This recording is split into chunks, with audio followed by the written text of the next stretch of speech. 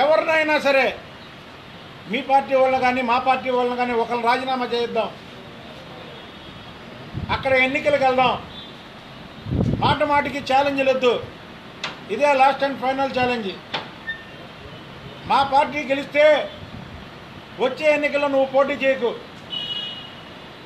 మీ party గెలిస్తే వచ్చే ఎన్నికల్లో మా పార్టీ పోటీ చేయదు. దీనికి సిద్ధమేనా? అంతేగాని మాట మాటికి ఎన్నికల్లో నేను ఓడిపోతే గుడివాడ పట్టణం వదిలి వెళ్ళిపోతానంటావు. నువ్వు ఇప్పుడు ఉండేది కూడా తెలంగాణలోనే, ఇవాళ నువ్వు నివసించేది కూడా తెలంగాణలోనే, గుడివాడలో కాదు. దాన్ని పెద్ద ఛాలెంజ్గా తీసుకోవాల్సిన అవసరం లేదు. నీకు ఎవరైతే జన్మనిచ్చారో రాజకీయ జన్మ, ఆ రోజు 2004లో ఎన్టీ రామారావు గారు కాదు ముఖ్యమంత్రి, ఎన్టీ రామారావు గారు కాదు పార్టీ అధ్యక్షుడు, నారా చంద్రబాబు నాయుడు గారు పార్టీ అధ్యక్షుడు, నారా చంద్రబాబు నాయుడు గారు ముఖ్యమంత్రి.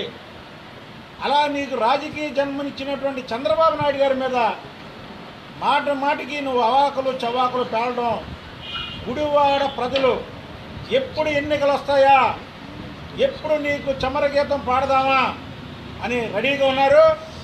మీకు అప్పటి వరకు ఓపిక లేకపోతే నేను చెప్పిన ఛాలెంజ్కి మీరు రెడీ అవ్వండి.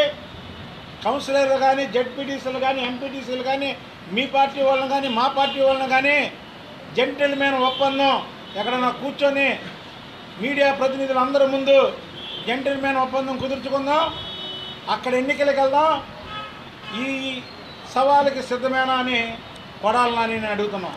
అంతే. జగన్మోహన్ రెడ్డి మీద మెచ్చుకోవడం, చంద్రబాబు నాయుడు గారిని తిట్టడం, అంటే 2 సార్లు టికెట్ ఇచ్చినందుక చంద్రబాబు నాయుడు గారిని తిడుతున్నాం. ఆ రోజు 2000 ఎన్నికల్లో నువ్వు గెలిచినప్పుడు రాజశేఖర రెడ్డి మీద పాదయాత్ర జరిపావు. రాజశేఖర రెడ్డి ఇక్కడ ఇల్లు పట్టాలు ఇవ్వట్లేదని నువ్వు చేస్తే ఈ జిల్లా ప్రజలందరూ కూడా నీకు బ్రహ్మరథం పట్టారు. ఇవాళ వైఎస్ఆర్సీపీలో గుడివాడ పట్టణానికే పరిమితం అయ్యావు. అది తెలుగుదేశం కార్యకర్తల యొక్క బలం. జగన్మోహన్ రెడ్డి రాష్ట్రానికి ముఖ్యమంత్రిగా పనిచేశాడా?